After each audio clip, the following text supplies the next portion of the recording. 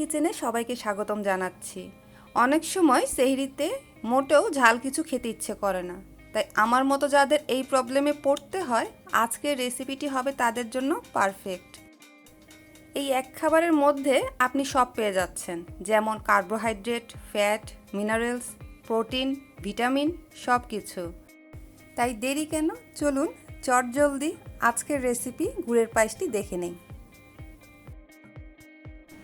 প্রথমে চাল ধুয়ে নিতে হবে। এখানে আমি 2 টেবিল চামচ পরিমাণ কালিজিরা চালটা নিয়েছি। আপনারা চিনি গুঁড়া চালও ইউজ করতে পারেন এখানে।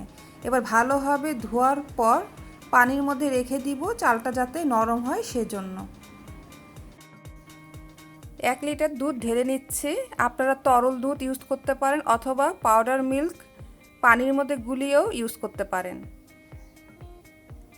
চুলার আঁচ অল্প রেখে এই দুধটা জাল দিতে হবে। এখানে আমি 1 টেবিল চামচ পরিমাণ পাউডার মিল্ক দিচ্ছি, দিয়ে সাথে সাথে নাড়তে হবে। পাউডার মিল্কটা যখন পানি দুধের সাথে ভালোভাবে মিশে যাবে তখন এর মধ্যে সেই ভিজিয়ে রাখা চালটা দিয়ে দিতে হবে। চাল দিয়ে দেওয়ার পর সাথে সাথে নাড়তে হবে, তা না হলে নিচে একসাথে সব জট পেকে যাবে, দলা পেকে যাবে। নাড়তে নাড়তেই একটা পর্যায়ে দেখবেন চারপাশ দিয়ে বলকের মতো উঠছে আর ফেনা ফেনা উঠছে। ওই সময় এর মধ্যে মশলা দিয়ে দিতে হবে। মশলার মধ্যে এখানে একটা তেজপাতা দিলাম, একটা মাঝারি সাইজের দারচিনি দিলাম আর 4টা এলাচ দিলাম, দিয়ে ভালোভাবে নেড়ে নিতে হবে। এক পর্যায়ে যখন বলক দিবে তখন চালটা কমিয়ে দিতে হবে, তবে নেড়েই যেতে হবে, তা না হলে কিন্তু নিচে চালটা লেগে যেতে পারে। এর মাঝে গুড় দিয়ে আমি এই পায়েসটা তৈরি করছি, এজন্য গুড়টা ভিজিয়ে রাখতে হবে। এখানে আমি অর্ধেকটা পাটালি গুড় নিয়েছি। এবার গরম পানি দিয়ে এটা আমি ভিজিয়ে রাখছি নরম হওয়ার জন্য। দুধের মধ্যে জাল হতে হতে সাইড দিয়ে সর পড়বে, সেই সরটা আবার দুধের মধ্যে দিতে হবে। এতে করে এই পায়েসটা অনেক ঘন হবে এবং মজার হবে। এবার যে গুড়টা ভিজিয়ে রেখেছিলাম সেটাও অনেকটাই নরম হয়ে গিয়েছে। একটা কাঁটা চামচ দিয়ে এভাবে একটু নাড়া দিলেই নরম হয়ে যাবে। 2-1টা যদি দানা থেকেও থাকে প্রবলেম নেই, এটা দুধের মধ্যে দিলেই গলে যাবে।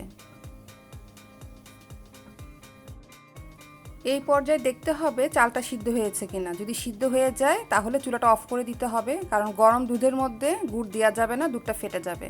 চুলাটা অফ করে দিয়ে এটা কুসুম গরম করা পর্যন্ত ওয়েট করতে হবে। কুসুম গরম হয়ে গেলে উপরে একটা সর পড়বে, আর আমি আঙ্গুল দিয়েও চেক করে নিলাম এটা অনেকটাই গরম থেকে ঠান্ডা হয়ে গিয়েছে। এবার আমি সেই গুড়টা ছেঁকে দিচ্ছি।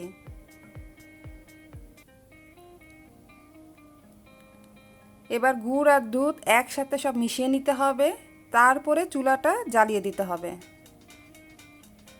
আমি এখন চুলাটা জ্বালিয়ে দিয়েছি, আর অবশ্যই চুলার আঁচ এই পর্যায়ে অনেক কম রাখতে হবে। বেশি জোরে যদি দেওয়া হয় তাহলে দুধটা সাথে সাথেই ফেটে যাবে। এবার এর মধ্যে আমি আধা কাপ পরিমাণ চিনি দিচ্ছি, তবে আপনারা যদি চিনিটা অ্যাভয়েড করতে চান তাহলে এখানে স্কিপ করতে পারেন। এবার গুড় চিনি সব একসাথে দুধের সাথে যদি মিশে যায় এই পর্যায়ে চুলার আঁচ কম থেকে একটু বাড়িয়ে মাঝারিতে করে দিতে হবে। আর বলকটা উঠলেই দেখবেন যে দুধটা ফেটে গেছে কিনা। দেখুন দুধ কিন্তু ফাটেনি। এবার কিছুক্ষণ নাড়াচাড়া করে এটা নামিয়ে নিতে হবে, কারণ বেশি যদি দুধটা টেনে যায় তখন এই পায়েসটা খেতে ভালো লাগবে না, অনেকটাই ঘন হয়ে যাবে। এজন্য একটু বুঝে নামাতে হবে, যে বেশি পাতলাও না আবার বেশি ঘনও যেন না হয়। এই পর্যায়ে আমি এটা নামিয়ে নিচ্ছি আর চুলাটা অফ করে দিচ্ছি। খুব কম সময়ের মধ্যে তৈরি করা যায়, তাই বক্সে ভরে রেখে দিলে যাদের ঘুম থেকে উঠে ঝামেলা করতে ইচ্ছে করবে না, অনায়াসে খেতে পারেন। আপনাদের পছন্দ মতো বাদাম কুচি করে উপরে দিতে পারেন। আমি এখানে কাঠবাদাম কুচি করে দিয়েছি আর গার্নিশ করেছি কাঠবাদাম দিয়েই। সারাদিন ক্ষুধার অনুভব আপনি বুঝতেই পারবেন না, সাথে পেটও ঠান্ডা থাকবে। আজ এই পর্যন্ত, আরেকটি রেসিপির সাথে শীঘ্রই দেখা হচ্ছে। আল্লাহ হাফেজ।